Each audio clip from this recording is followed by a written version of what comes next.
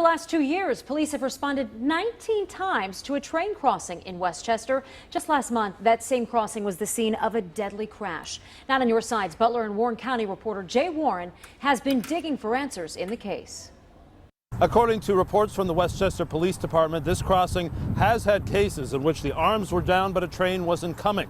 Though on the 23rd, it was the opposite. The arms were down and a train was coming. This is the scene after Westchester police said the 70-year-old Rakon Stiwi of Liberty Township was struck by an oncoming train. The railroad crossing arms were down. He drove around them. Investigators like Mark York at the Westchester Police Department say the lights at the crossing were also flashing. We also have a video from the train itself, which shows unit number 1, his vehicle going left of center around the cross arms into the opposite lane of traffic. But on a number of occasions, the arms were down and no train was coming. Here are 2 examples of reports from Westchester Police. In one, it states that a school bus was stuck at the crossing and, quote, the complainant wanted to know if an officer could escort the bus around the tracks. In another case, a train had triggered the arms but had in fact stopped before the intersection.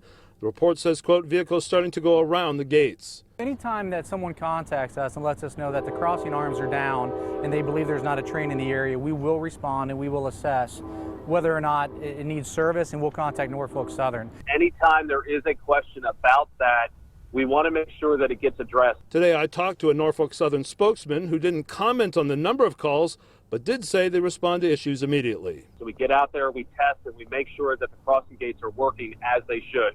But I also want to emphasize that even if the crossing gates are down and a driver thinks a train is not coming, it is never a good idea to go around the crossing gate. Both the railroad and police implore drivers to always assume that a train is coming, and if there is a malfunction with the arms, to notify police and the railroad right away.